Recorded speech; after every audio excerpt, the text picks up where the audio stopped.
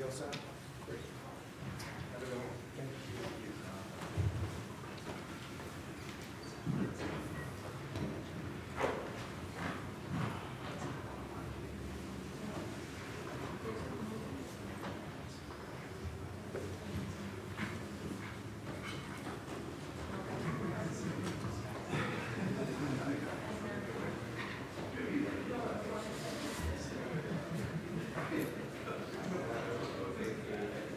Good afternoon.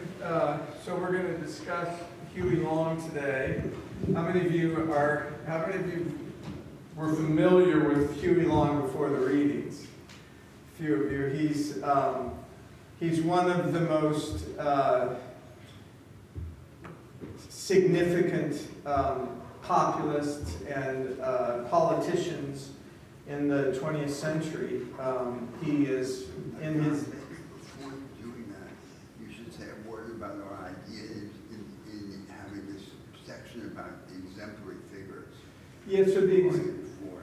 so Long and Huey Long and Henry Ford as kind of 20th century American prophets, as exemplary figures, both highlight the idea of self-making within a democracy. Both of them saw themselves as small d Democrats, although both were if not totalitarian, they were profoundly rigid in how they ran their societies collectively. They were also two people who came from nothing. They're exemplars of the myth of the self-made man or the self-made woman. That very concept of self-making begins in 1830s in the 19th century. And when it first is circulated, self-making is not about rising up to get rich from nothing. It's about rising up and becoming competent in a specific field. So a self-made man is someone who helps to improve, and improvement was a huge concept in the 19th and 20th century, to improve his community, not only his family, but the community and possibly the nation. And so Lincoln was widely heralded as, one of the preeminent self-made men.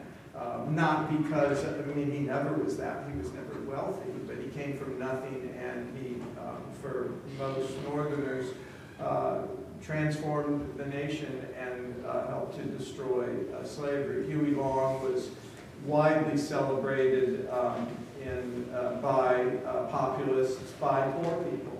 He really sought He sought to improve the lives of poor people. He sought to share, to redistribute wealth. So these are exemplars of self-making and the problems of them within the United States. Now, a third person we were going to have is Billy Graham. Say a word about Yeah, so Billy Graham is... So also, both Huey Long and Henry Ford and the 19th century self-made men all relied on their understanding of God. Billy Graham he grew up actually middle class in the South. He was he was the greatest preacher in world history, according to most biographers. Billy Graham preached to more people than anyone else in history, with the possible exception of Jesus, according to most reports. And part of Billy Graham's appeal... Jesus only preached to a few people, right? Pardon me, yeah. But within the Judeo-Christian Church.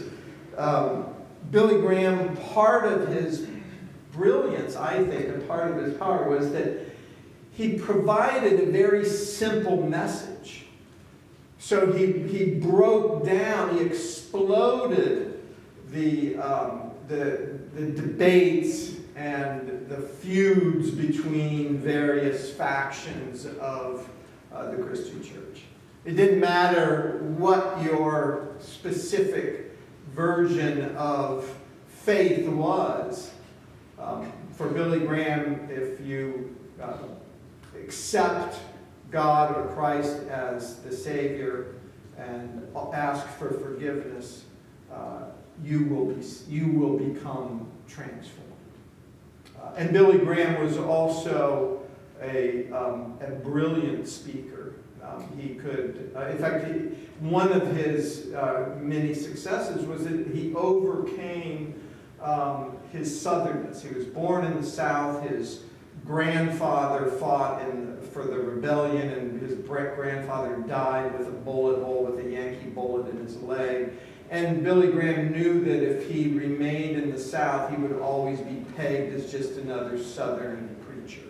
And he was more ambitious than that. And he referred to his revivals as crusades. And he traveled throughout the world evangelizing and converting people. And in fact, today, one of the most religious nations, not as religious in terms of percentage as the United States, but very religious is South Korea. And from virtually every religious historian, one of the reasons why the religiosity, the faith in South Korea was so profound is that Billy Graham gave like 5 crusades in South Korea, but also elsewhere. As I said, his message was very simple. When he would go to different sites to preach, he would hire a chorus from that community, and he had a director of music who would train them. Music was very much a part of his preaching style. His sermons were relatively short and punchy, and he was one of the, truly one of the great American prophets, regardless of what you think about it. But his message was fairly benign. He sought not to alienate or antagonize people. He wanted them genuinely to come to this vision, come to God or Jesus.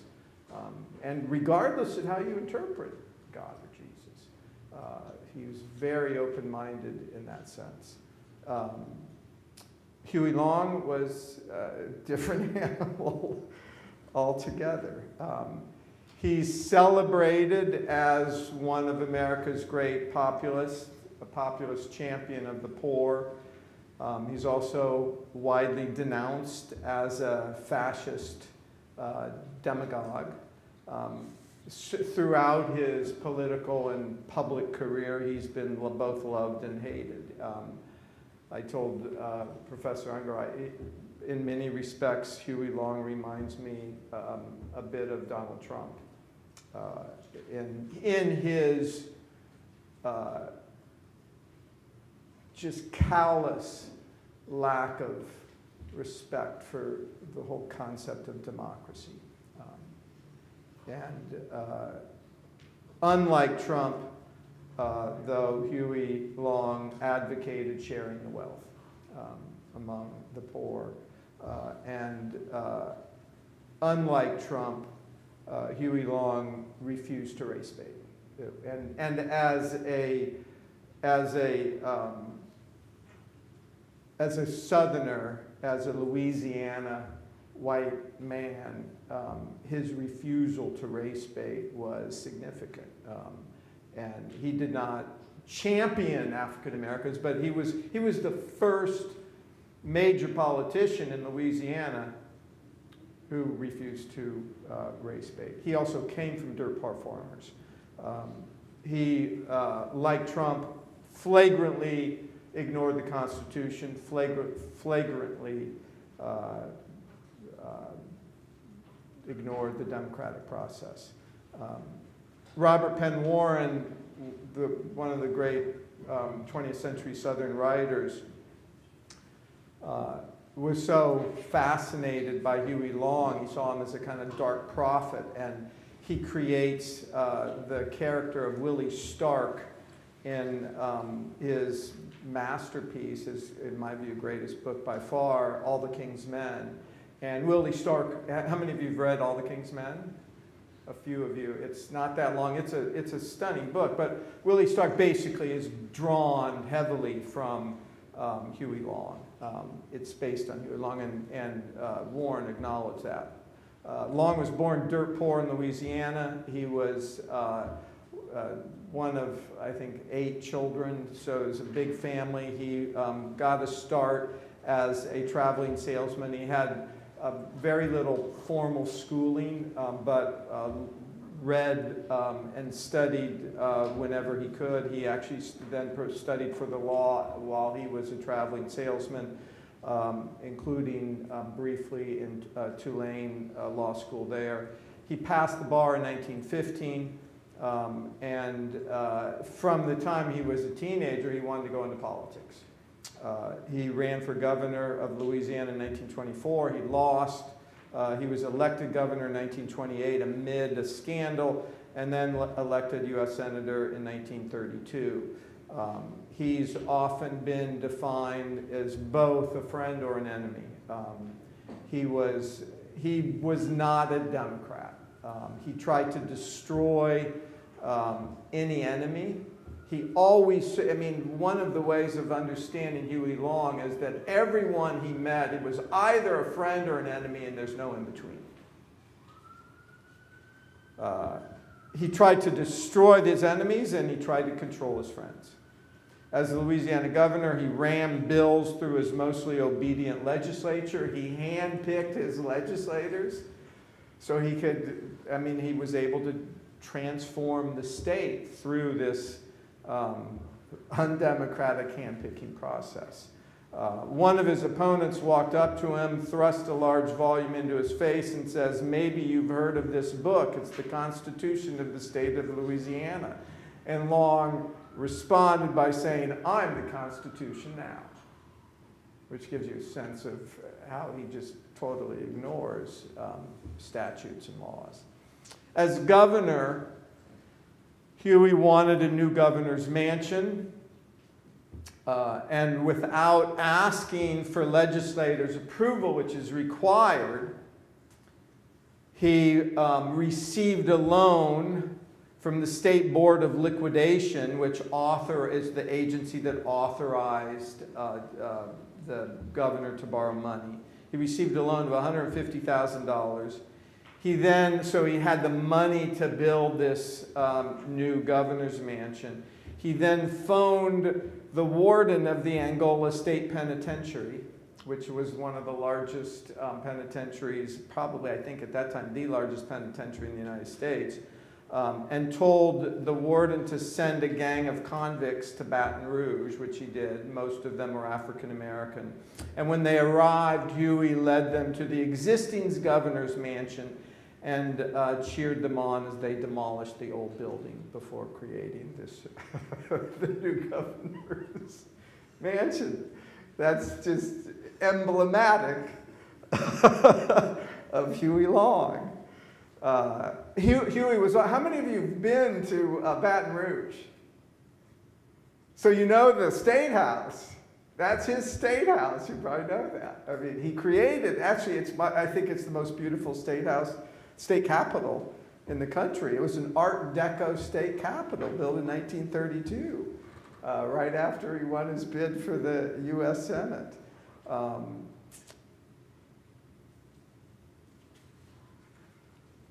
He sought almost dictatorial control. I mean, his allies, his friends, I mean, he made sure that they heeded his wish. And one of the ways to understand Huey Long is that he was like a captain or a general in the military, and he issues orders, and expects every other politician to heed his orders without any conversation. As governor, he modernized the state of Louisiana. Louisiana was completely backwoods. They had virtually no paved roads before he took office as governor. The school system, both the public school system and the higher education, was just, it was an embarrassment. It was in shambles. It was one of the worst school systems in the country. Louisiana, before he became governor, was one of the most illiterate states, if not the most illiterate state in the country. He created a school system. He created paved roads from fewer than 300 paved roads before he became governor, and only 3 bridges in the entire state. He increased the number of paved roads to 3,000 miles of paved highway, 40 bridges, 4,000 miles of new gravel farm road. He greatly expanded the public health facilities. He greatly improved conditions for the mentally ill. He founded a major medical school. He transformed LSU from a backwater school to one of the most prestigious state public universities. He started night schools. He supplied free school books to all children.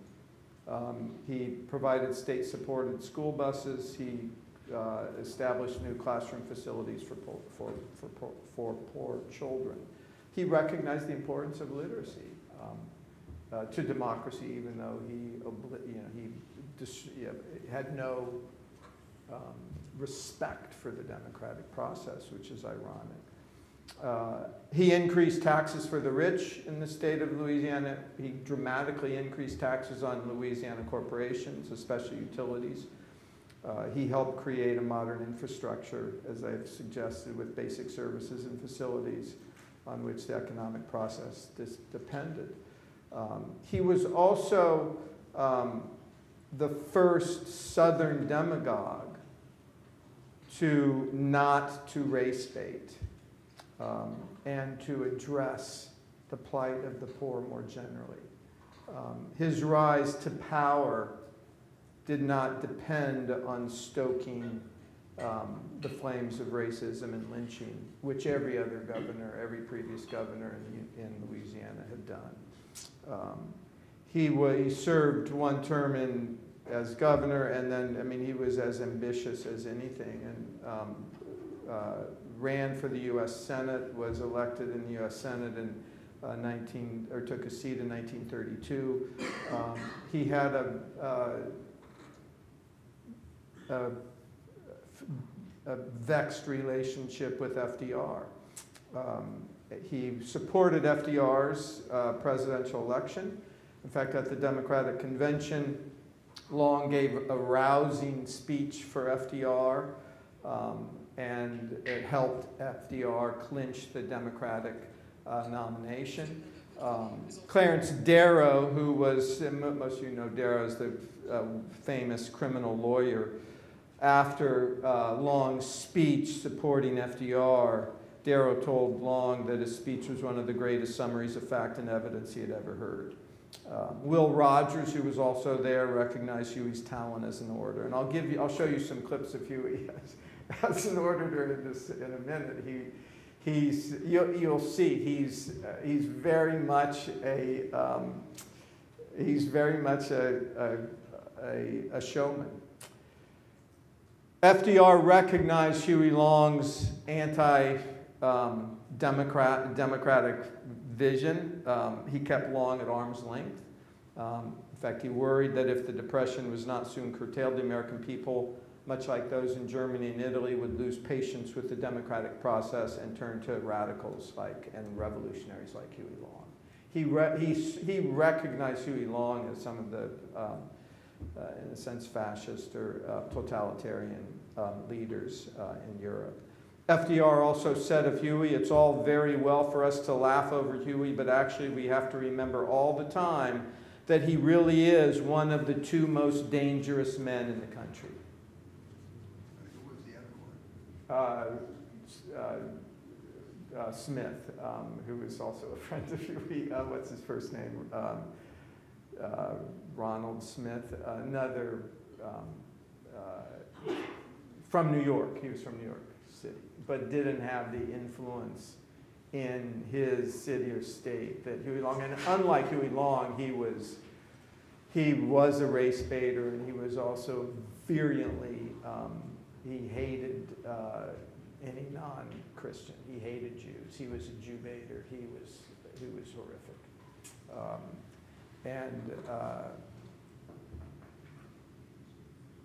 Yeah, in fact, FDR then says the second most dangerous man, FDR said later, was actually for FDR, the second most famous dangerous man was Douglas MacArthur. During the 1932 National Convention, Long kept delegations of several wavering southern states in the Roosevelt camp. And due to this, Long expected to be featured prominently in Roosevelt's campaign, but was disappointed with the peripheral speaking tour to help promote FDR's Democratic candidacy, and he toured the Midwestern states. He traveled, as a U.S. Senator all over the country, making fiery speeches that denounced wealth inequality. He criticized leaders of both parties for failing to address the crisis adequately. Notably, he attacked conservative Senate Democratic leader Joseph Robinson of Arkansas for his apparent closeness with Herbert Hoover and big business. So Hoover, as president, he was an engineer. He was very effective at creating, at building structures, but Hoover was a complete free market person, advocated no constraints on the market, advocated no redistribution of wealth, he advocated very low taxes. He was essentially a huge friend of the wealthy. Huey Long split with FDR in 1833 and became a vigorous critic of his New Deal, largely because he wanted the attention on himself, but also he accused Roosevelt for not disseminating and redistributing the wealth. And that's when Long established and circulated his Share the Wealth program or plan that circulated in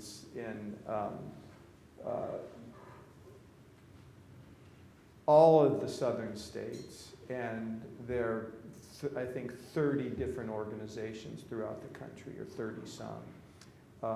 And he advocated massive federal spending. He advocated a wealth tax. He explicitly advocated wealth redistribution. And these proposals drew widespread support, with millions joining local Share the Wealth clubs. So how he organized it is to appoint a director of a Share the Wealth club in every city, and then have the director hire people to go out and promote sharing the wealth, and to try to convince the wealthy to give money to the Share the Wealth program and promote this vision of greater equality. And before I go on, let me just show you some film clips of Huey, which give you, I think, a good sense of his public personality. So he has he hires a pianist and musician to create his motto, "Every Man a King," and it becomes a very popular song, which I'll play. Quite an honor for Mr. Harry Link to come around to my apartment here in the New York Hotel this morning. And Harry, what I want you to do is to sing my composition, "Every Man a King." Fine. I want you to play it over for these people. And if you like it, I want you to put it out. Good. That's right. Why we are slumber, America, land of brave and true.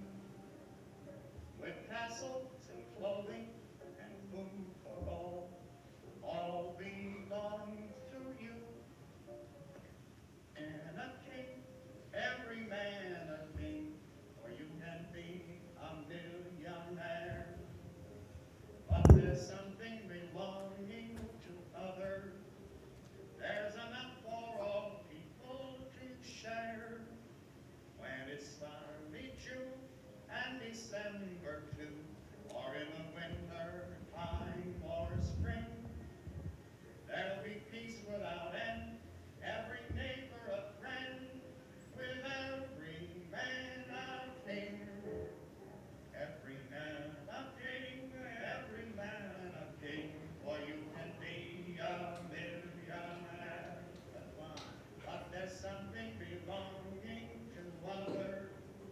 There's enough for all people to share.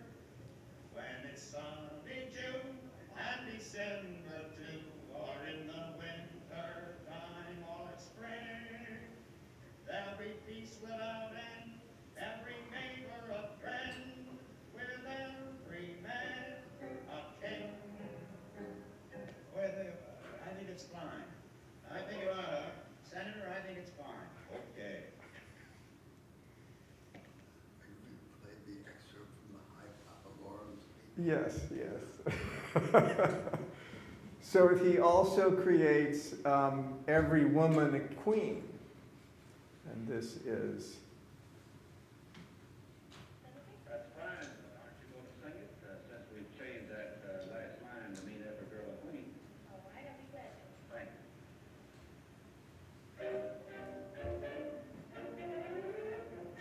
Every man a king, every girl a queen, or you can be a millionaire. But there's something belonging to others, there's enough for all people to share. Sunny June and December too, or in the winter time or spring, there'll be peace without end, every neighbor a friend, with every man a king. Thank you. Thank you. Thank you guys to the back. so that's every girl, whoops, hold on, sorry. Every girl a queen. There's several videos of sharing, or 2 videos of wealth sharing. According to the tables which we have assembled, it is our estimate that 4% of the American people own 85% of the wealth of America, and that over 70% of the people of America don't own enough to pay the debts that they owe. How many men ever went to a morning too?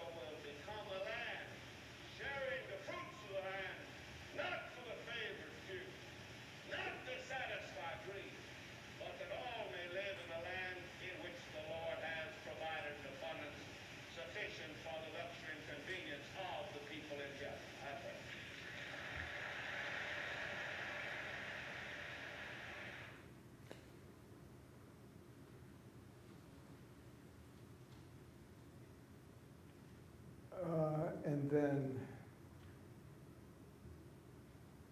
yeah, one more short.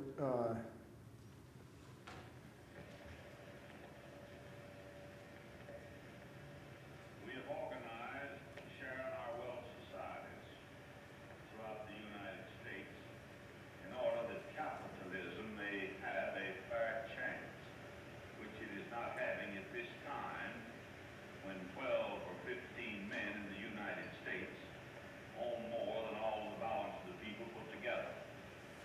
The Constitution of the United States carried out the Declaration of Independence. And if you read the Declaration of Independence, you'll find that it says that we hold these truths to be self-evident, that all men are created equal, that they have certain inalienable rights, that among them are life, liberty, and the pursuit of happiness. And there can be no pursuit of happiness with people starving and going naked in the land that has too much.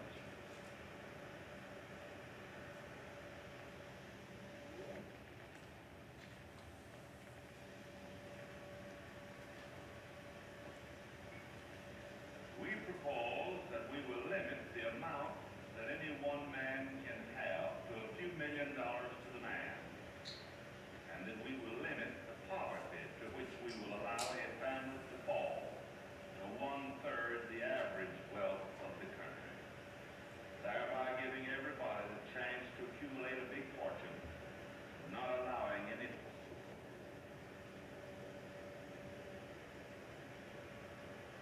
Senator, I'm deeply interested in your organization and would like to know about its growth.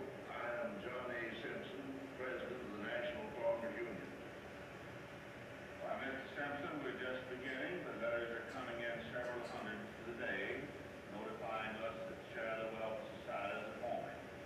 Here is a button which I hope you can wear, because in the great work that you're doing for the farmers of this country, I'm sure that you'd be willing to help us along.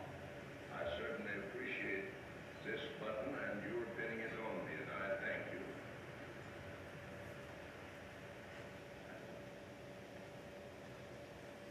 Okay, then one last film where he describes the relationship between Democrats and Republicans. The Democratic Party and the Republican Party was just like the old patent medicine drummer that used to come around our country. He had 2 bottles of medicine. He'd play a banjo and he'd sell 2 bottles of medicine.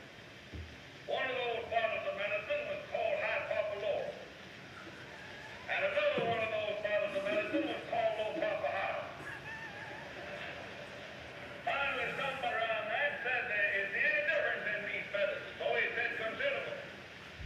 They're both good, but they're different. He said that High Papa Laurel is made from the bark off the tree that we take from the top down. And that Low Papa Howell is made from the bark that we take from the roots up.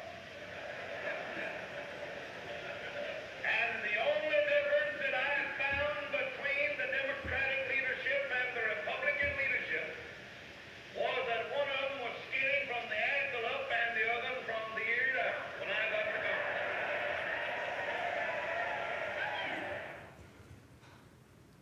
Any reactions?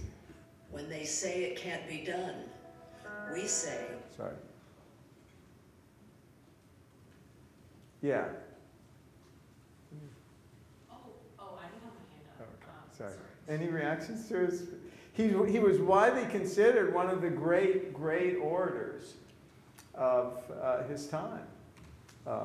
He wasn't as good as Billy Graham, but a lot of Southern politicians tried to borrow from him, and all of his speeches were extemporaneous. He never wrote out a speech. They were always extemporaneous. And I should say, in terms of oratory, Billy Graham, one of the influences that Billy Graham had is that when Malcolm X was in prison, he watched the Billy Graham had a hour, the Billy Graham hour. It was every day for a half an hour, an hour. And Billy Graham would speak, he'd preach directly to the audience. And Malcolm X says in his autobiography that he watched that show of Billy Graham every Sunday or every day and modeled his oratory after Billy Sunday. Look him in the eye, is what, or Billy Graham, sorry, is what Billy Graham's motto was, is look him in the eye, which is what Malcolm would do. Any reactions to Huey's as a public speaker? Yeah.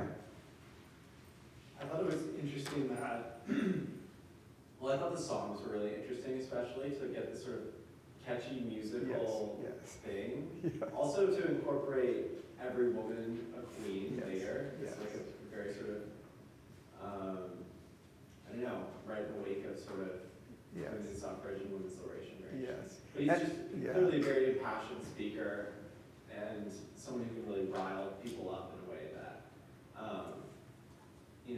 these ideas, for them to be conveyed in an effective way, Yes. is really attached to them. You need to have someone who's a very compelling speaker, who's Yeah. very passionate about it, Yeah. and convinced that it's truly effective. That's good. That's good. Yeah.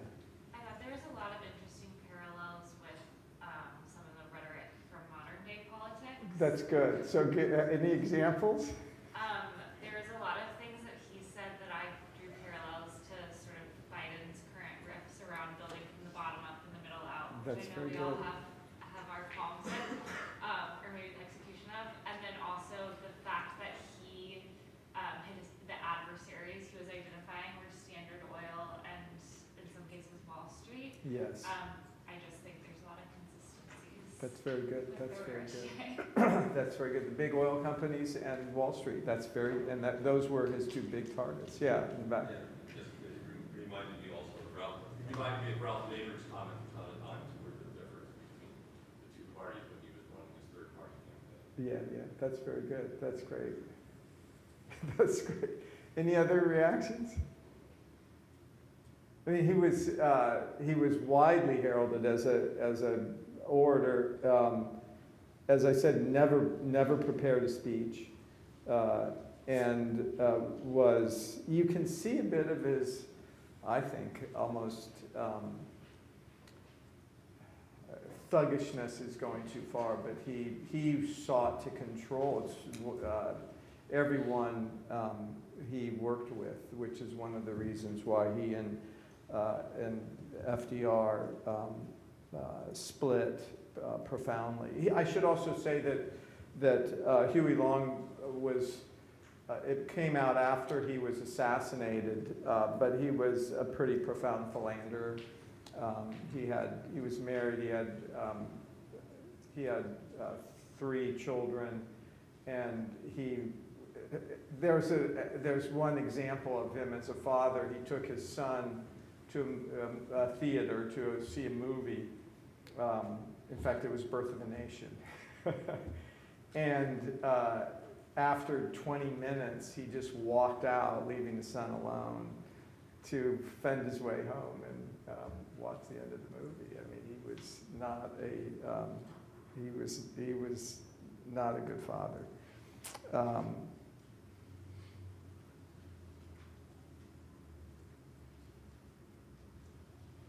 Long said of FDR, this is in 33, 34, I can outpromise FDR and he knows it. People will believe me and they won't believe him.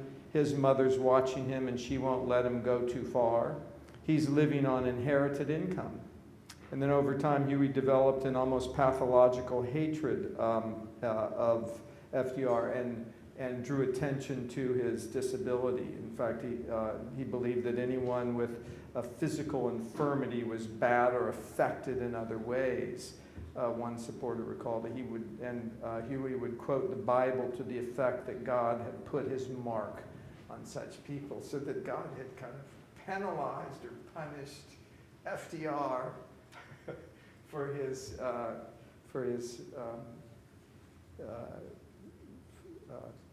physical ailments.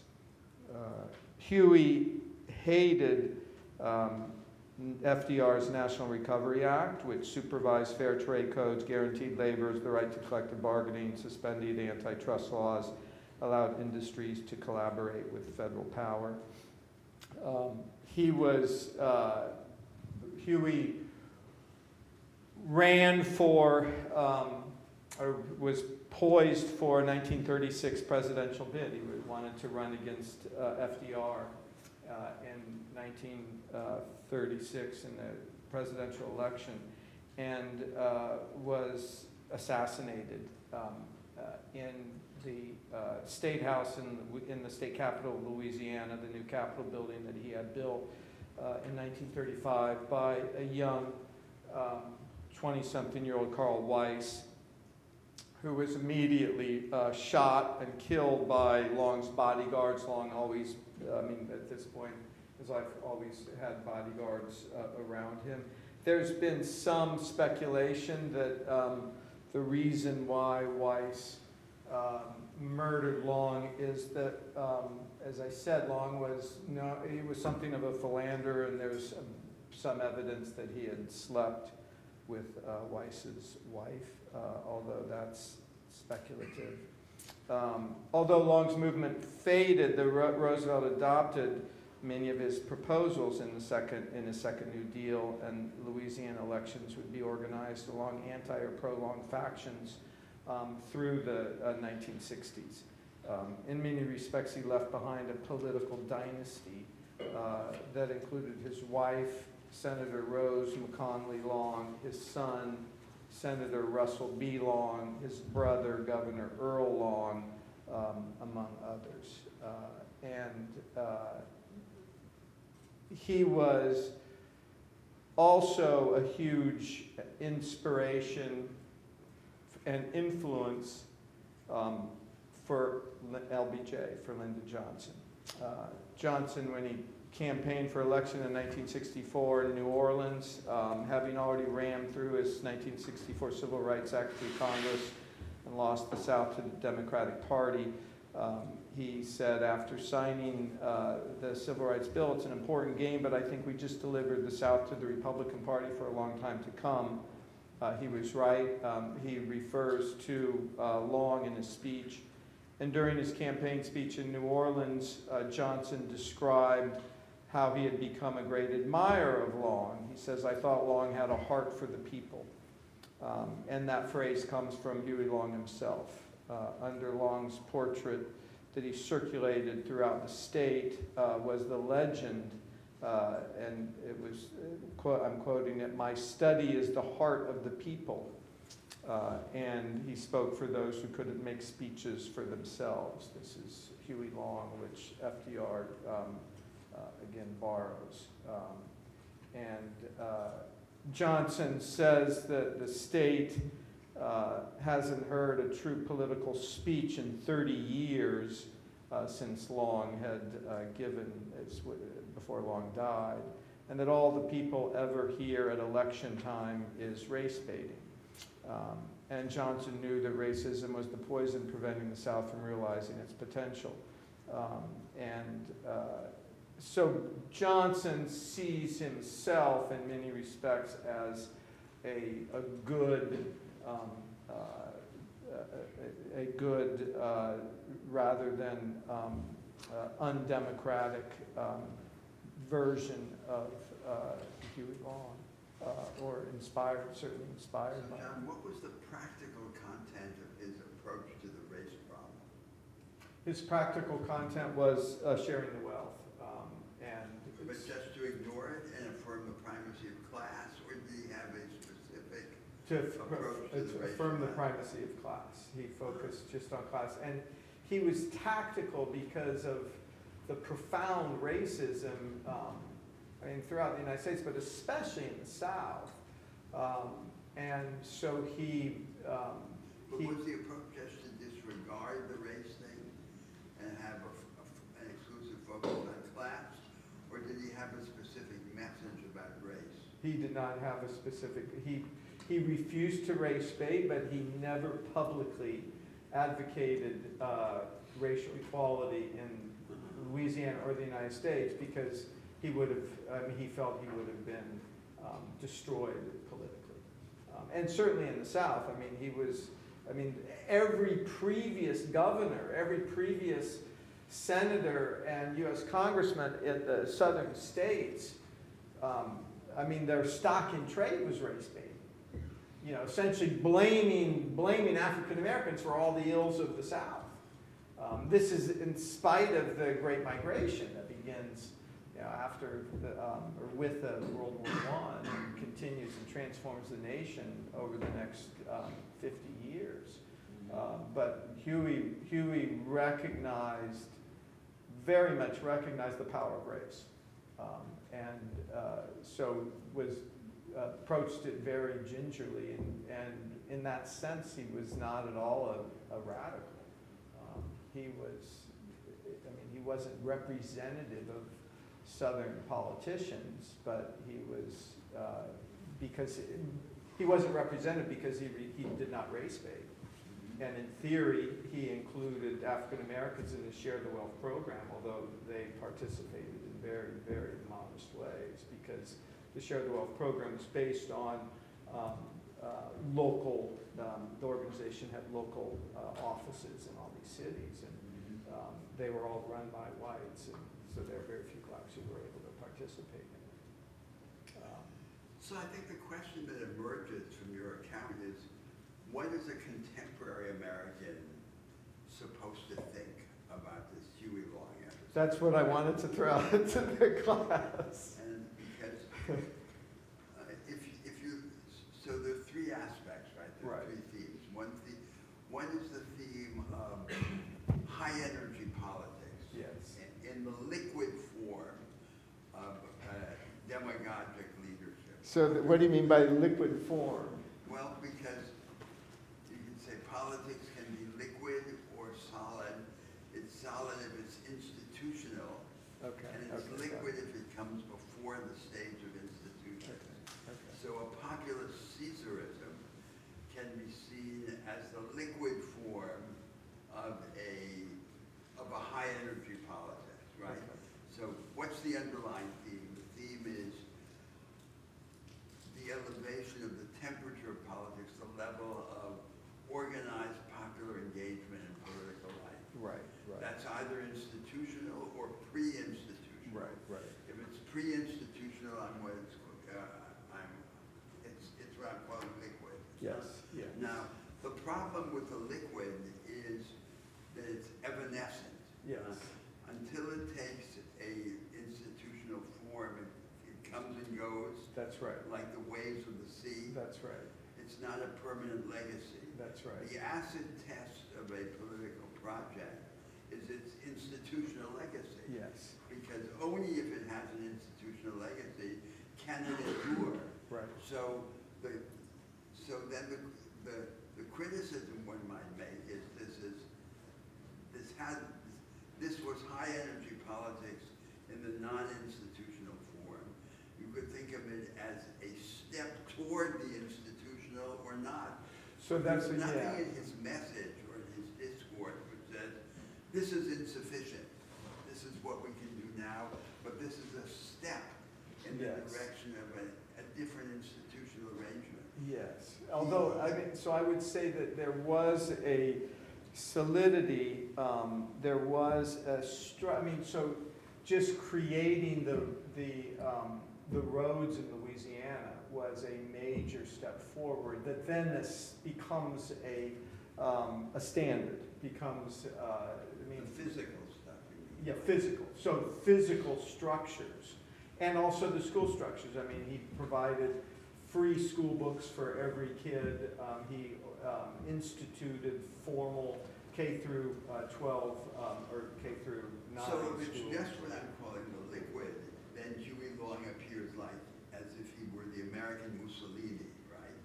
Yeah, I mean, he was a kind of American Mussolini. His roads. So following the creation of roads, Louisiana, his successors recognized the importance of a transportation network.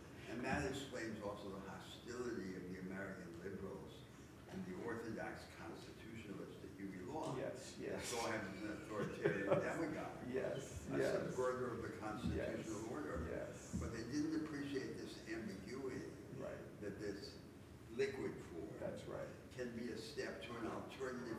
That's constitutional right. arrangement. That's right, that's right, And Huey Long was co-responsible for that defect that's right, because he himself did not present it as a step. that's right. He presented it as if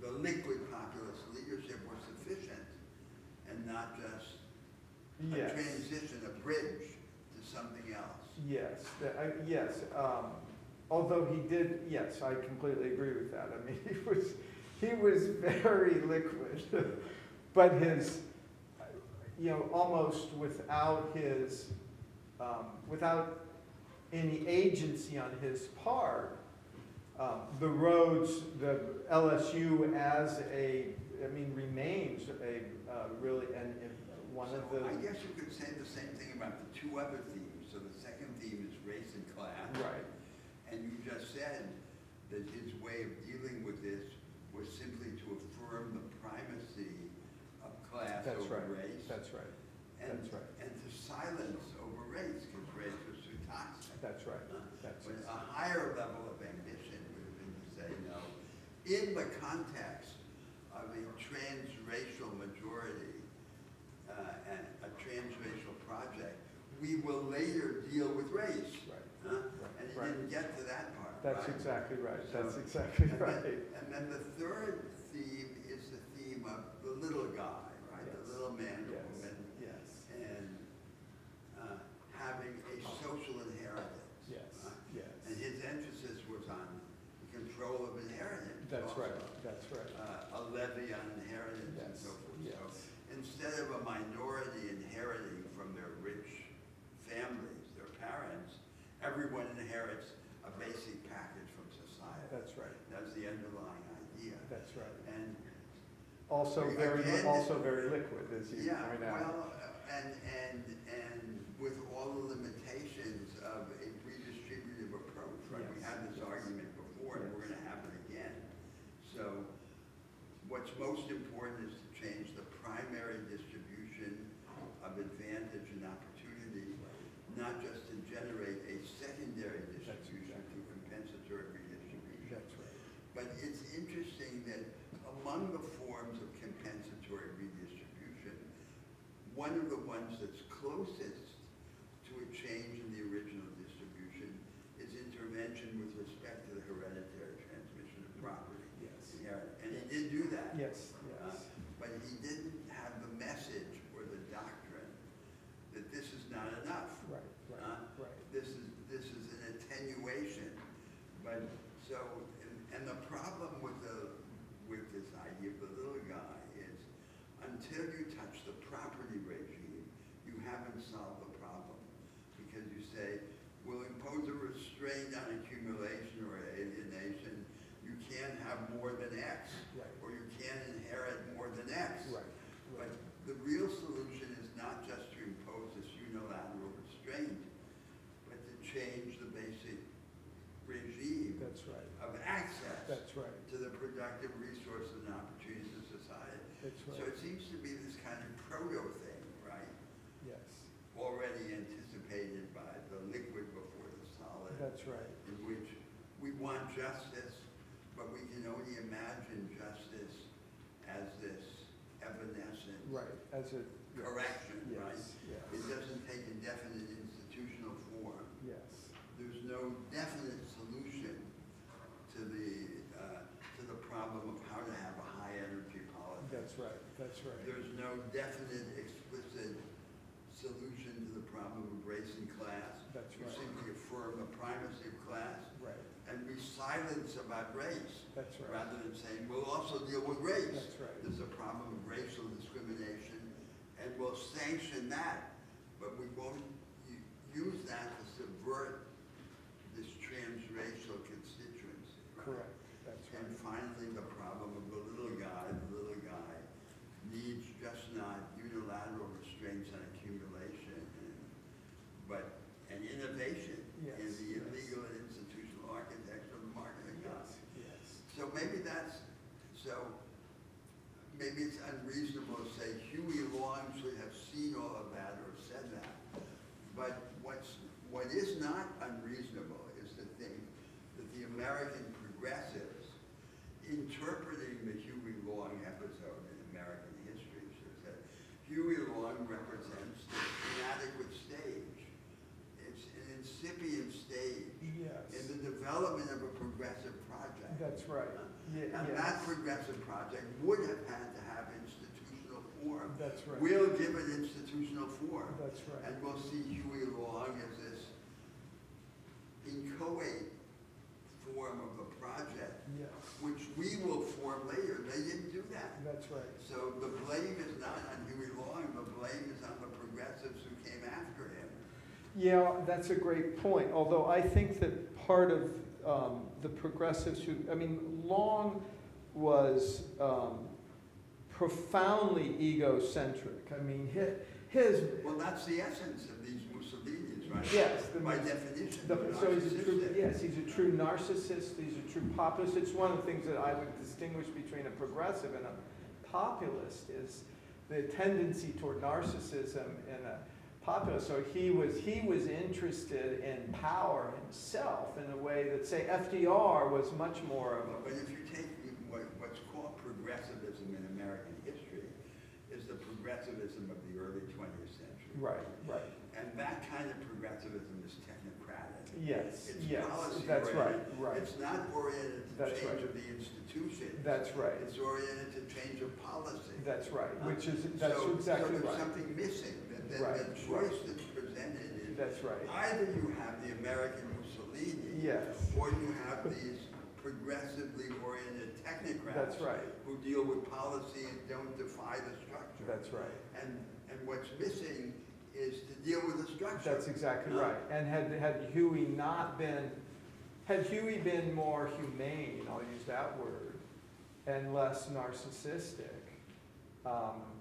his successors may have helped to establish some of these institutional structures that you've just articulated, that he offers a vision of, in a I sense, think or that the moralizing condemnation that would be made if you were going by the centrist liberals or the technocrats, is someone like Arthur Schlesinger. right, right, right. Mussolini, we don't want that in the United States. So that's not adequate because Huey Long, after all, like all of us, lived in biographical time. Right, right, right. We shouldn't ascribe to him, impose on him a historical task which is beyond the dimension of a That's single true. human life. That's true. But the collective movement of the progressives in the United States should have been able to understand that he was just a step. Yes. And that the next Yes. step would then be the institutional reinvention. That's right, that's right, And that's that's right. going back to the vocabulary about the liquid and the solid. Yes, yes. No, that's right, that's right. So it's not a polemic against Huey Long, it would be a polemic against the progressives who Yes, followed him, who failed in this collective yes, task yes, yes. of interpreting the problem. Yes, I mean, so the failure of someone like, of FDR or Yes. of Johnson, who certainly, I mean, he's inspired by Huey Long, but fails to recognize the possibility that Huey Long suggests or articulates. And, you know, so why is that? Is it because of the failure of the individual or of the individual prophet, so to speak, or is it the failure of, Well, there's a division of labor in history, right? Yeah, So yeah. we don't think that Huey Long can't replace Lycurgus, right? Right. I mean, Lycurgus comes and gives a different constitution to the Spartans. right.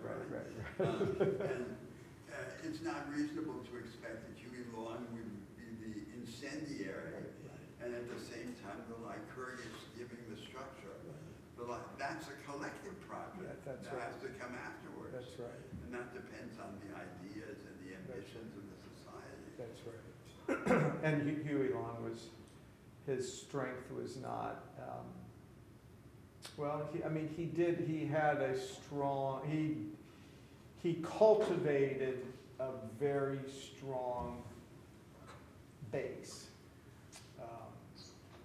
But Well, was. because he had the insight that any politician has to have, Right. that the project has to create its own base. Yes, yes, yeah, yeah. And not just to depend on some antecedent base. Right, right. So I think in that story that you're telling about Vaughn, the most important base is the idea of a transracial progressive majority in the South. Right? Yes, In yes. which poor whites and poor blacks would be equally benefited by something that they would do together, or that would be done for them together. Yes, although he did not articulate that. In those terms. That's right. That's right. But yeah, his base was the majority of poor people in Louisiana. And he Black was. or white. Black or white, yes. And he ended up doing more for white because he was, because of the, to protect his position in a sense. And in fact, his early huge success that enabled him to, that basically that launched his career as a governor is that there were a large group of very wealthy white men, families in New Orleans, in Louisiana, who hated Huey Long and tried to sabotage him. On part because of his because of his vision Of course. of egalitarianism, and he ended up destroying them. I mean, he was impeached. They were able to impeach him, and he wasn't. The impeachment failed, and One once. of these little films things is on YouTube. There has Huey Long commenting about the many times in which he was either impeached or indicted. Yes. Year after yes, year. Yes, yeah. He was. There were the attempts to silence him by indicting or impeaching him were profound, and he was.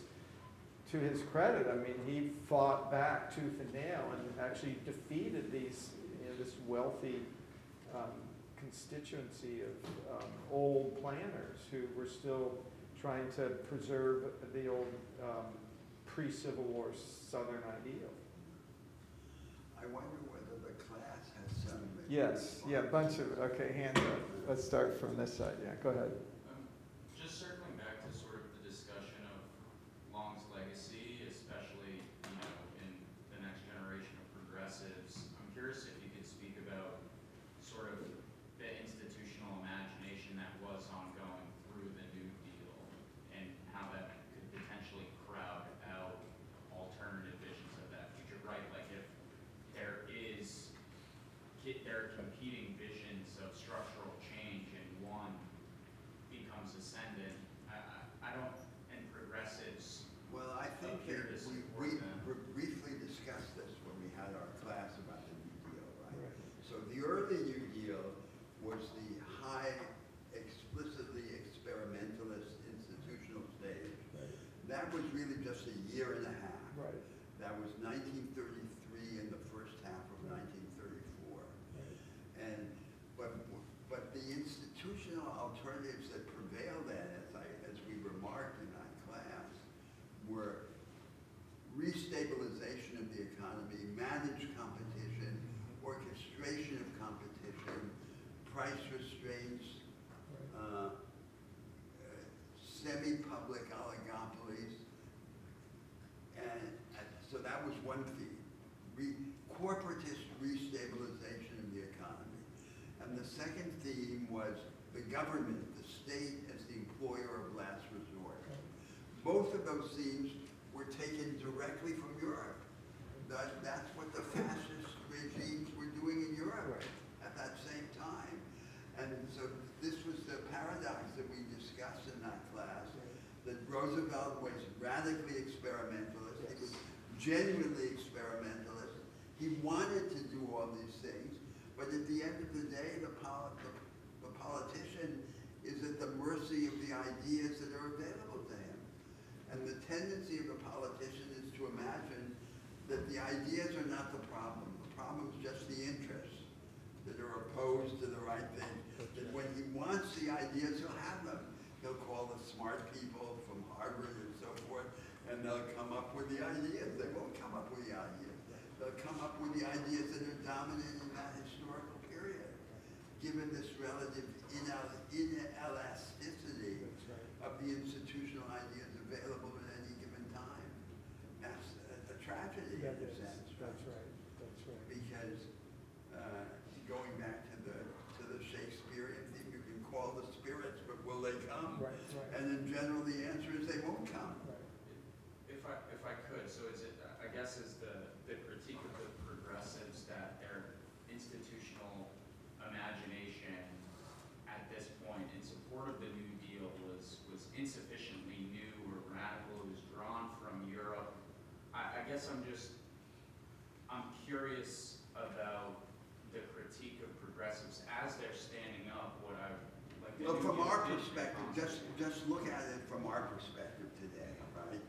Because instead of thinking of this as some neutral trans-historical debate, what brings the issue into focus is the difference between the perspective of Roosevelt and his contemporaries and our perspective. So our problem now is there's a new vanguard of production, a new advanced practice of production, and it's insular. It's caught in a series of ghettos or islands, right? Yes. And so you're either in that vanguard, or you're condemned, or you're serving the people in that vanguard, or you're in some kind of make-work, which is the rest of the society. So then we would think it's a different problem. The problem is not the restabilization of the economy, or the government as employer of last resort. The problem is how we can make this vanguardism socially inclusive, how we can take this insular knowledge economy and make it economy-wide, geographically, but above all socially, so that a large part of the people of the nation can participate in this new vanguardism. So how do we organize the upswing of productivity so that the greatest number of people can be included in it? And we give an inclusive form to the technological and organizational innovation. That's a problem which they didn't imagine in the New Deal. That wasn't their focus. That was their historical limitation. That's right. And now the dominant attitude of the American progressives subverts that way of putting the problem. That's right. Because their attitude is to sentimentalize the New Deal and That's look right. back to it That's right. as the last great episode. Roosevelt is their hero and so forth. Yes, Right. yes. Yes, that's exactly right. Yes, go ahead. So much more radical than the infrastructure, educational infrastructure that he built was the proposal that he said in the video that there would be a bare minimum that people would have, Right. an inheritance. as Yes, people say. yes. And most importantly, a maximum.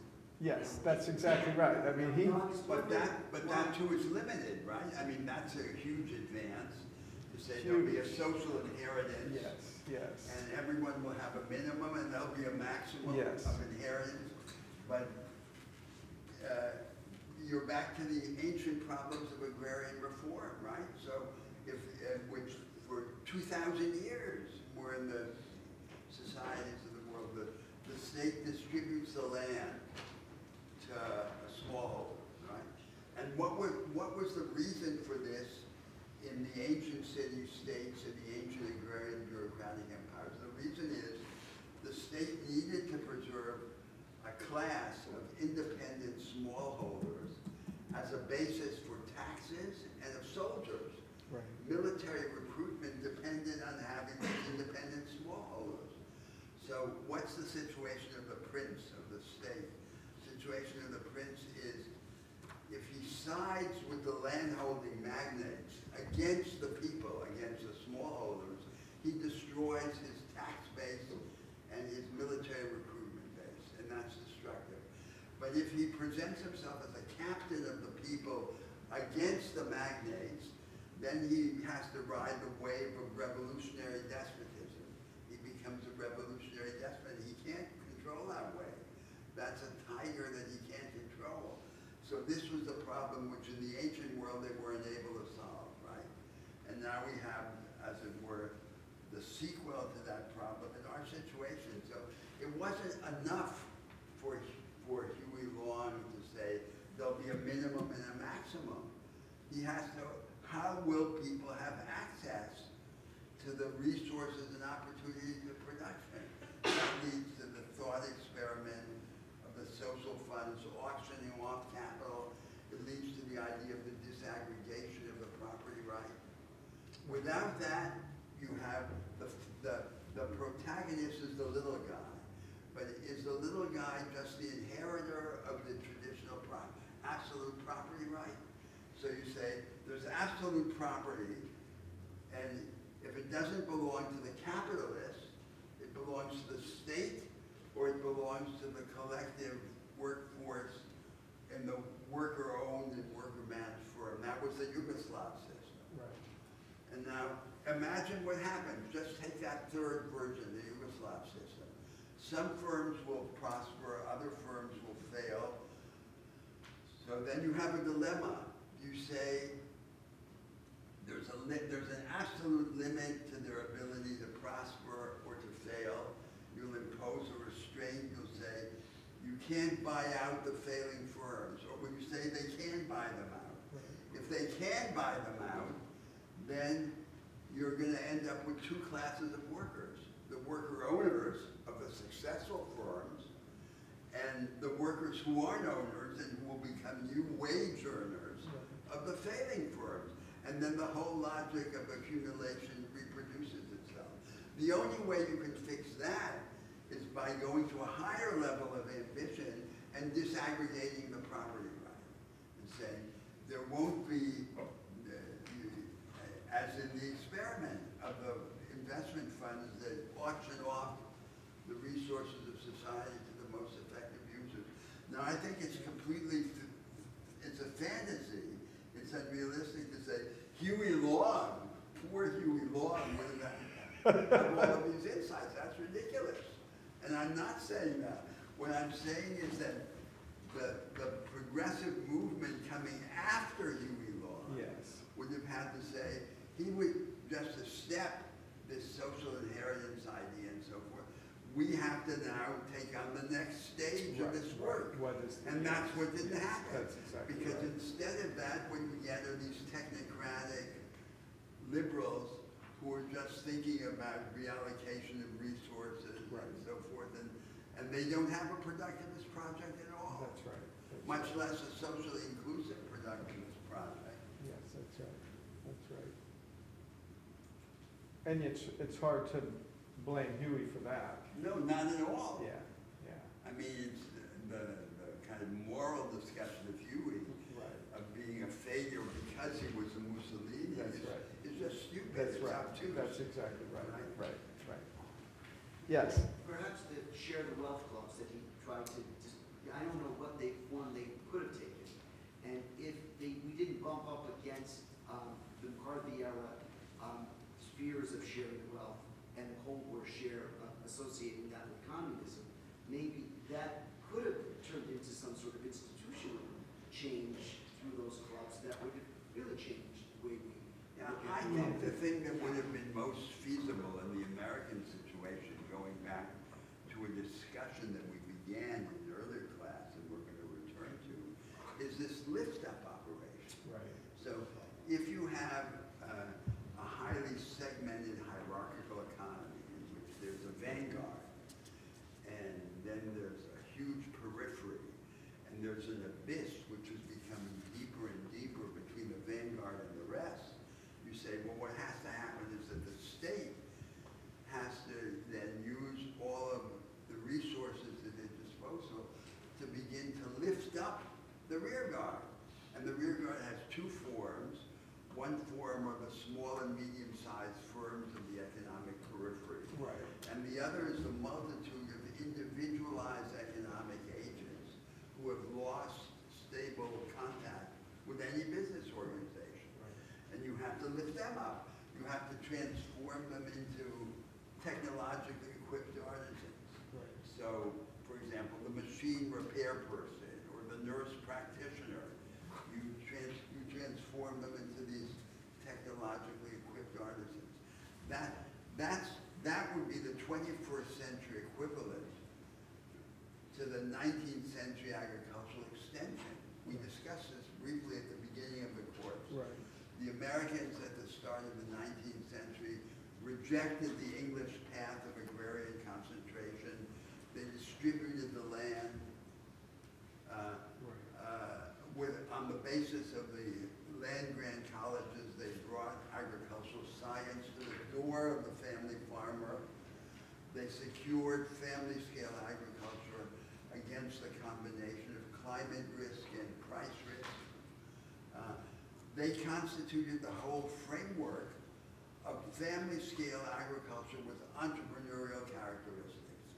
That required that the otherwise impoverished family farmer, without access to science or production or insurance, be lifted up. Right. And that's what made it possible. So that trick would have to be repeated now in the 20th century, in the 21st century, on a larger scale in spades for every sector of the economy. And it seems to me that at least brings it within the realm of the feasible, because you can imagine how that work would begin in little steps. Right, that's right. I mean, it's interesting to I mean, I was just thinking of what if, I mean, Huey Long died, he's murdered at a comparatively very young age. Had he lived through the Depression, through the 30s and into the 40s, would he have been able to recognize the limitations of his Share the Wealth program and articulate the kind of vision that would achieve more substantive structural change? Unlikely, right? Yeah. Because if someone is caught in the storm of history of these conflicts, That's right. it's unreasonable to expect him That's right. to be That's right. a political agent, a politician, and a And thinker at the same time. And a prophet. And a prophet. Yes, you're right. You're So absolutely right. that's the work that can't be done by the Yes. individual and by graphical Yes. time. Yes. It has to be done by the society and historical. That's time. right, that's right. I mean, it's like Lincoln at the end of the Civil War, you know, passing, and he's very proud of passing the Homestead Act. I mean, he already recognized that industrialization has just transformed the country. Yeah. And he passes the Homestead Act, which means in theory, any American can claim a homestead for free. And it's essentially most of the railroad companies end up obtaining it, and it's ineffective. Yes. I'm wondering if you think Huey Long would have been able to present these highly progressive ideas if he hadn't been this sort of Mussolini-esque demagogue. That's a great What was question. the That's a appeal in the great first place, question. that he's this sort of crazy populist that can rile people up? Would his message been as effectively conveyed if he had been less radical in his Well, dictatorial I don't style? think there's any contradiction. I think that there's a psychological contradiction in that the incandescent narcissist is not going to be the Lycurgus, right? I mean, Lycurgus is the one who brings the Constitution to the Spartans, but he's not the one who's sort of in this maelstrom of effervescence of conflict. I don't think there's a contradiction between this radical innovation and giving it a structured form, because that's what the Americans did in the 19th century. We know that's possible because it already happened. And I don't think there's any contradiction in that. The question you're asking is whether that individual with those psychological attributes and that political magnetism could have been the agent of that, and I don't think that's reasonable. I think the agent of that has to be some movement, and in which that individual serves, Right. but he can't be the movement. That's or right. The movement can't be limited to him. That's right. I mean, in his Share the Wealth, I mean, there are numerous Share the Wealth offices open throughout the South. So there is a small movement that is starting to emerge out of the Share the Wealth program, you know, and then he's killed, and the Share the Wealth program disintegrates. So it's a great question. It's hard to. Suggesting that there wasn't enough of a movement because it wouldn't have disappeared just because he died. Right. If there were a movement. Yes, that's right. But even if there were a movement, there would have needed to be someone who could take Long's place as a kind of titular leader of that movement, and that Share the Wealth. I mean, it's a good question. It's a very good question. It's, you know, in different ways, people like, you know, I mean, Eugene Debs was very different from Huey Long. I mean, he was a socialist, and the Wobblies, the industrial workers of the world, their framework depended upon these large corporations rather than, which is very different from Huey Long, is essentially offering, regardless of what your work is, where you're from, we're going to redistribute the wealth. Yeah, period. but I think responding to the nub of your question, as I understood it, I don't think that in general, in the United States, given the characteristics of American culture, there is a contradiction between being prophetic and being a tinkerer. So Yeah, we'll see that in Henry Ford. So if the Americans are good at one thing, they're good at that. Yeah. They're good at having an impulse, but relating it to practical tinkering and not seeing that as a contradiction. Yeah. Whereas in other political societies, it might be experienced as a contradiction. Right. No, that's right. That's right. It's a great question. Other.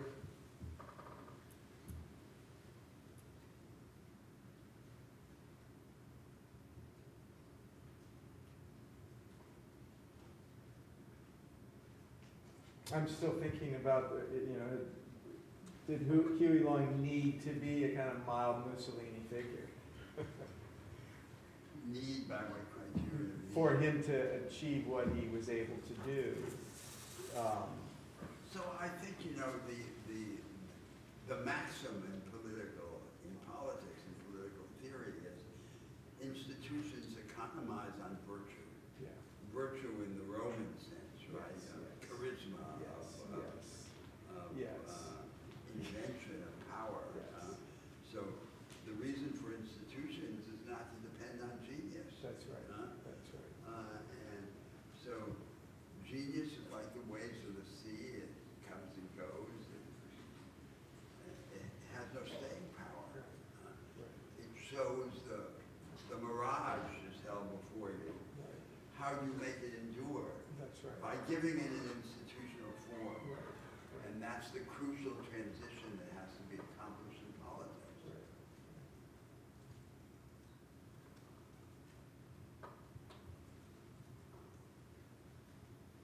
Yes. So in terms of the way that Huey Long managed his state government, in a sense sort of took on this entirely new role or way to manage this government.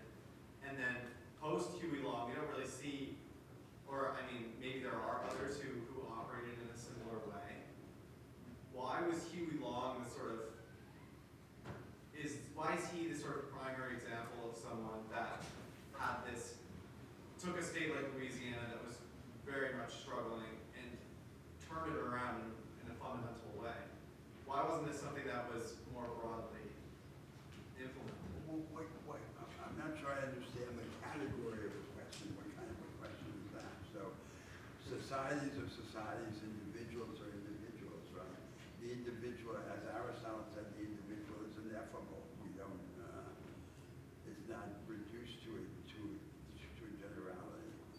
one of the things you understand in any kind of political engagement is it's harder to change an individual than it is to change a society, because the individuals are the real thing. So that Huey Long would have this power and charisma and force, human force. This is a mystery, for the society, it's not enough. So it's a beginning, it's a provocation. So someone has to come after the provoker and follow up on it. And that's not an individual characteristic, that's then a collective thing. Right. And, I mean, Long was, it took a huge amount of, I mean, in a sense, courage. I mean, he was ruthless. He was absolutely ruthless. But he had to be. There's no way he would have achieved what he did in Louisiana, or even received the ear of someone like FDR, had he not been absolutely ruthless. I mean, I think that having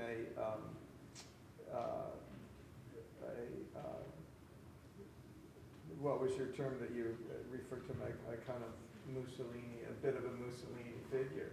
I mean, without that, he would have utterly failed, given the circumstances in which he lived and grew up.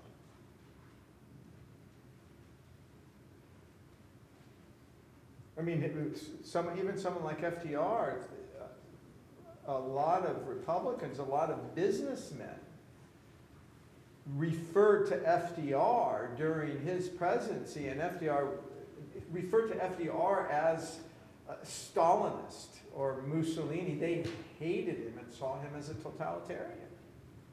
Even though he was the savior of That's American right. capital. Yes, he basically, but they hated him, despised him.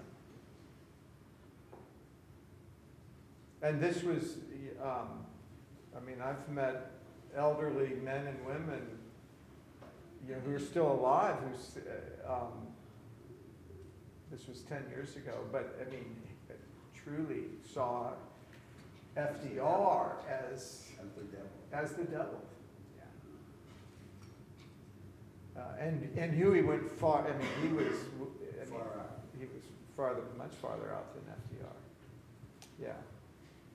Just a question to that point, on the question of the sort of the failure of the progressive imagination following the New Deal period. I guess my question is, like, to that point, how much of that do you attribute to just sort of the technocratic impulse within the progressive movement versus external political constraints that, actors, but, to this point about folks looking at FDR who saved American capitalism as, the devil. Well, we had a brief discussion of this earlier when we were talking about the early 19th century, and there the suggestion was that there were two weaknesses in that early, remember the idea was a Hamiltonian project on top. It was a kind of Nasserite developmentalism, a national developmentalism, and down below there was selective democratization in the then two crucial sectors of the economy, which was finance and agriculture. And this interplay that built the country, that built the United States, between the mobilization of resources on top and the selective democratization below, became progressively weaker. Right. Why did it become progressively weaker? That's how I'm recasting your question. And it became progressively weaker for two reasons. First of all, because of the weakness of politics, because politics has a primacy, the constitutional organization of politics, in setting the stage for the national debate. The Americans had not organized a democracy. They had organized a proto-democratic liberalism, an elitist republic of notables with all sorts of qualifications to popular some of these limitations were relaxed, but others remained. And then the second weakness was the weakness of thought. So I said now, speaking in the early 21st century, these two examples of finance and agriculture were examples of the reinvention of the market order in those particular sectors. But the people who lived through this didn't think of it that way. They didn't give it a general, they never had this doctrine. So then we have the subsequent economics, the economists, the technocrats for whom a market is a market. A market's a market, contract is contract, property is property. The practical economists still think that way and still talk that way today. Right. Right. So the idea was not present. So it seems to me that there's this, the constraint is the marriage, the convergence of the political constraint, the organization of politics, with the ideological constraint, the imagination. And to break that is a huge task, right? It's not the task that a Huey Long can do. That's right. It's the task of a whole country. That's right. That's right.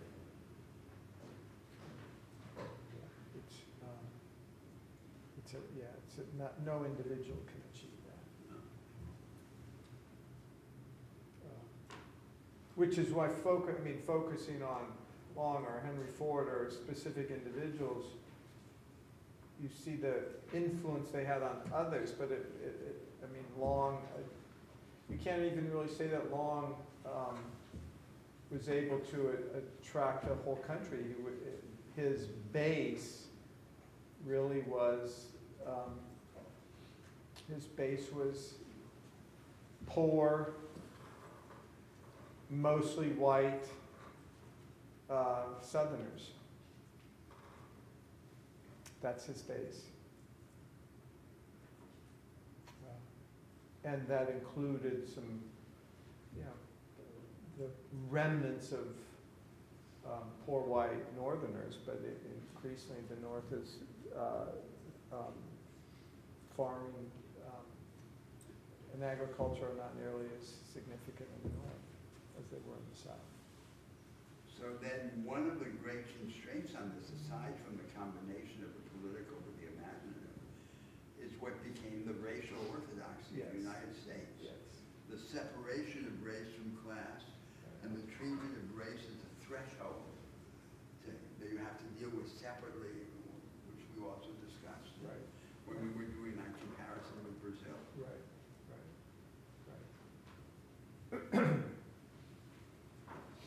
In a way in which Long, he really understood the intimate relationship between. So of those four approaches of race to class in American history that we discussed, the accommodationist of Booker T. Washington, the secessionist of going back to Africa or internal exile in the United States, the threshold or integrationist orthodoxy, and the reconstructionist, which would be those years of the Freedmen's Bureau right after the Civil War. This approach of Huey Long is closest to the fourth, right? Because it's an attempt to bring together class and race. Yes. Affirming the primacy of Class over race. Exactly. That's exactly right. And that was never the predominant approach to the problem.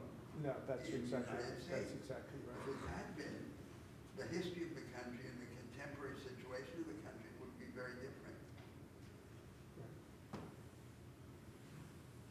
Yes. Long sort of came up during the zenith of white supremacy in the United States. Did Yes. his decision not to race bait have any Pardon me? Did his decision not to race bait have any downstream effects on race relations in Louisiana as compared to some of the other southern states at the time? That's a great question.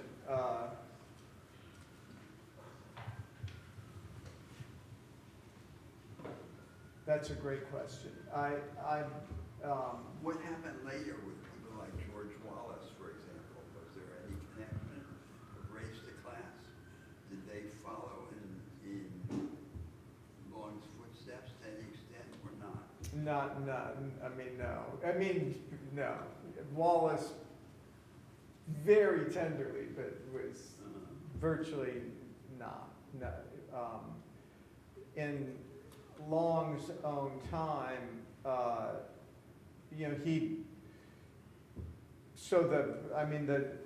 I can say that the number of, from the period of redemption beginning in the 1880s through the 1930s, lynching was rampant throughout the former southern states. And when Long was governor and senator, the number of lynchings in Louisiana dropped dramatically. But that still doesn't really answer your question. He wasn't able to achieve he recognized his limits. But he recognized it within the framework of class was the dominant framework and race was very much part of it. And it would have taken more than a large army than as opposed to one person to achieve that transformation. The most white Southerners, really into the, it's one of the reasons why Johnson himself is a white Southerner and recognizes how difficult it is to achieve legislation for equality. And a central theme for most white Southerners is white supremacy. It's part of their very identity, part of their DNA,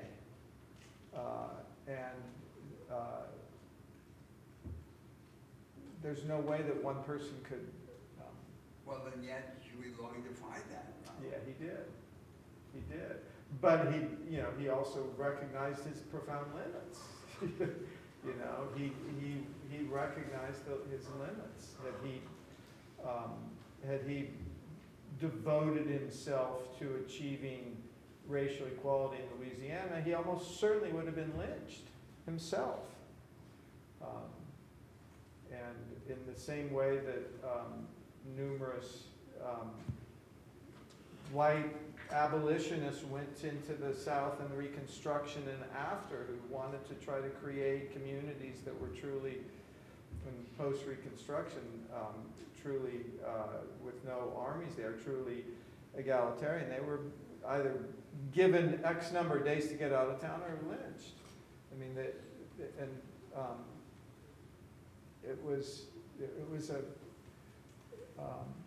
And white Southerners, it was way too regular. It was part of the DNA of the former rebel states. I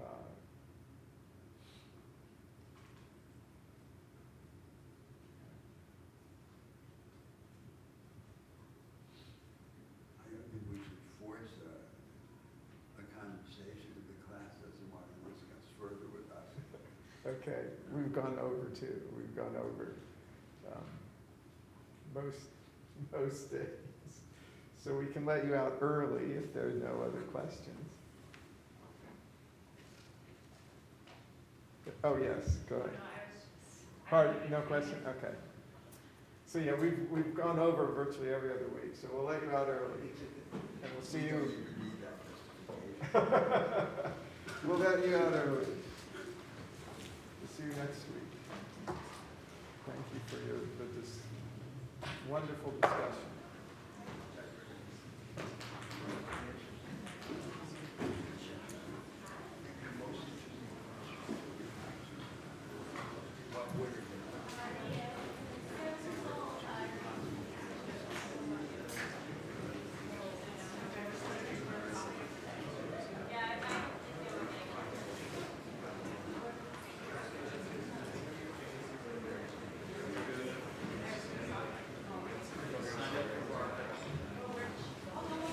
sure. This is my, well, I'm also a professor in my class, so I would say it's my favorite class.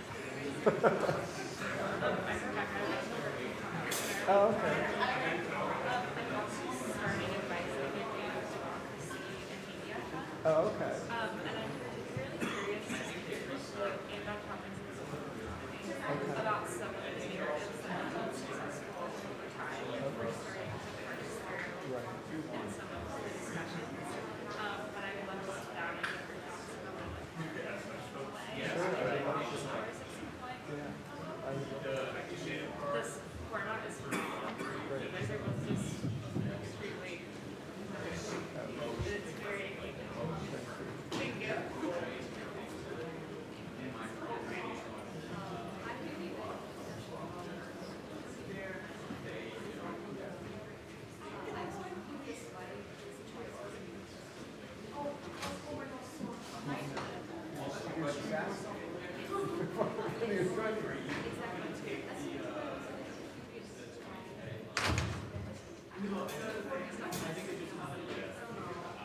Because we thought that one block. I am.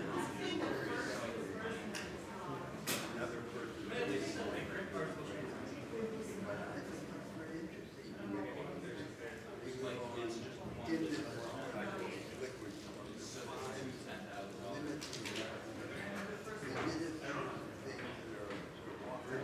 Yes, they are. So that the individual agent do something that appears to be impossible.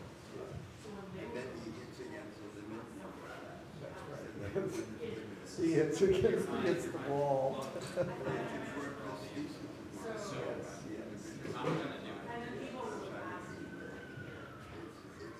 It's harder to change an individual than to change a society.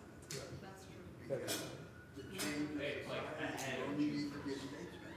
But to change an individual, you need to be Jesus Christ. Or it's another level of magnificence. And someone like Billy Graham was, I mean, he was always first a preacher. I mean, he met with and advised every president from FDR till his death. I mean, so he actually, it doesn't matter if they're Republican or Democrat. And his religious message was very, very open-ended, so anyone could embrace it just about. I told John that the only time I've ever been in the White House. But that would be nice. Is when I attended a wedding at the White House. Nixon's daughter, who married a classmate of mine. And I had to stand in line in the Rose Garden because it was raining up and down and they wanted us to wait. So I happened to be in the line in between Ralph Nader and Schwarzenegger. I'm saying like, These two giant Americans. Yeah, he was very tall, very tall. And then Graham was, yeah, and Graham then creates him in his headquarters in Minneapolis because he doesn't want to be pegged as a Southern. I interviewed his, because I did this program about the Republic, and that was his signature, Battle of the Republic. So I interviewed his director of music for all of his, he called them Crusades. That's where, he was a delightful person and had a great memory and just he talks about how he organized the choir wherever they went. They'd organize people who like to sing from that community, and they'd go there like 3 weeks before Billy Graham arrived and train them. And So on that occasion, the wedding was officiated by another figure, Norman Vincent. Yes, no. Think and grow rich. Think and grow rich. Yeah. I'm really glad you made this choice because otherwise we, international students, would not really have heard these kinds of more people. I just had I was trying to understand about the requirements for grad students in terms of the final paper, how it will be structured.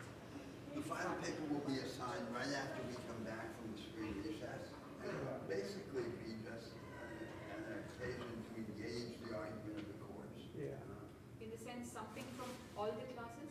Is it No, like- it can be, it's very open-ended in terms of how Not a you, research paper, it's a response to the argument. yeah, Okay, is it like a multiple questions or No. something? no. No, it's an essay. An essay, and we want to know, we want you to develop your own, kind of, your own thesis and your own essay based on the material from the course. So, yeah, so in fact, in my view, even if it's something, you know, we disagree with, if you develop, if you have a convincing argument, it's a, you know, we'll give you a very good grade. That's the best part of sessions like these. Yeah. I was just trying to understand if, I'm trying to take notes every class for my own understanding and for my future preservation. I take notes. So I was just trying to see if there's a way I can organize it in with a specific idea in mind. Okay. Yeah, but, I mean, it's, yeah, that's a You great. know, I told you, John, I think for me, one of the mysteries is, I wonder about the Americans, because there's no way of studying the United States at a place like Harvard. An American student who wants to study the United States, what does he study? Just a collection of specialized courses. There's no way to engage the national experience as a whole. Right, that's right, that's what we're doing. I mean, so, I mean, it's, the English department no longer requires it, but for a long time, I taught at Sack Van Berkovich. I actually taught it with Sack Van Berkovich. I taught it, we alternated a while, but it was a big course on Introduction to American Studies. And, But the main focus would have been methodological. no, it was just, we would assign from, you know, we started like whether it's Cotton Mather, Ben Franklin, and go to the recent president. So they were all kind of canonical books that we thought that the students would enjoy. Most of them, you know, primary autobiography or primary source of fiction, but also some political One of the stuff. biggest obstacles is Tocqueville, Yeah, because the Americans adore Tocqueville because he flatters them. yeah, he does. He does. It's really misleading. Yes, yes. The nature of the Yes, country. although he's right on a few things. I mean, he said,